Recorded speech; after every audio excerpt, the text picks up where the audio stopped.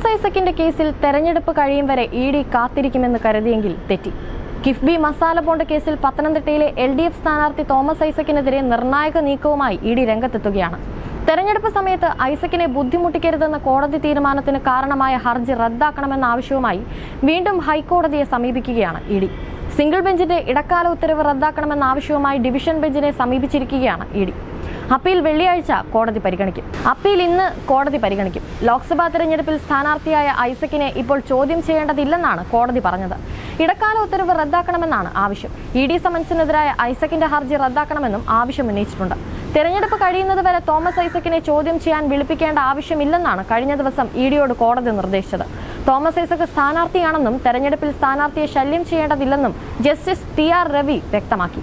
ED തന്റെ മുൻപാകെ ഹാജരാക്കിയ ചില ഫയലുകൾ പരിശോധിച്ചതിൽ നിന്ന് ചില കാര്യങ്ങളിൽ വിശദീകരണം ആവശ്യമുണ്ടെന്നും കോടതി വ്യക്തമാക്കിയിരുന്നു. ഇത് ഐസക്കിനെ വിളിപ്പിച്ച് വേണോ, രേഖാമൂലം മതിയോ തുടങ്ങിയ കാര്യങ്ങൾ EDക്ക് തീരുമാനിക്കാമെന്നും അദ്ദേഹം വാക്കാൽ വ്യക്തമാക്കി. കേസ് വീണ്ടും മെയ് 22-ന് പരിഗണിക്കും. ഐസക്കിന് ഹാജരാകാനുള്ള ഒരു തീയതി അറിയിക്കാൻ ED ആവശ്യപ്പെട്ടെങ്കിലും താനത് നിർദ്ദേശിക്കുന്നില്ലെന്ന് കോടതി പറഞ്ഞു. താൻ അപ്രകാരം പറഞ്ഞാൽ അത് ഐസക്കിനെ നിർബന്ധിക്കുന്നതിന് തുല്യമാകും.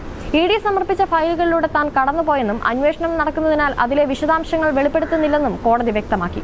കിഫ്ബി മസാല ബോണ്ട് വഴിയുള്ള ഫണ്ട് ചെലവഴിച്ചതിൽ പ്രഥമ ദൃഷ്ട്യാ എന്തെങ്കിലും ക്രമക്കേട് കണ്ടെത്തിയിട്ടുണ്ടെങ്കിൽ അത് ബോധ്യപ്പെടുത്താൻ EDക്ക് ഹൈക്കോടതി നേരത്തെ നിർദ്ദേശം നൽകിയിരുന്നു.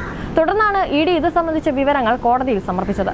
മസാല ബോണ്ടുമായി ബന്ധപ്പെട്ട് ചോദ്യം ചെയ്യണമെന്നാവശ്യപ്പെട്ട് ED നിരന്തരം സമൻസ് അയക്കുന്നതിനെതിരെ തോമസ് ഐസക് സമർപ്പിച്ച ഹർജിയും കിഫ്ബിയുടെ ഹർജിയുമാണ് ഹൈക്കോടതി മുൻപാകെയുള്ളത്. കഴിഞ്ഞ ദിവസമായിരുന്നു വിവാദമായ മസാല ബോണ്ട് കേസിൽ തോമസ് ഐസക്കിന് ആശ്വാസം പകർന്നുകൊണ്ട് കോടതി നിലപാടെടുത്തത്. തെരഞ്ഞെടുപ്പ് സമയത്ത് LDF സ്ഥാനാർത്ഥി കൂടിയായ തോമസ് ഐസക്കിനെ ED ചോദ്യം ചെയ്യേണ്ടെന്നായിരുന്നു ഹൈക്കോടതി നിലപാട്. സ്ഥാനാർത്ഥിയായ ഐസക്കിനെ ഇത്തരമൊരു സമയത്ത് ശല്യം ചെയ്യേണ്ടതില്ല.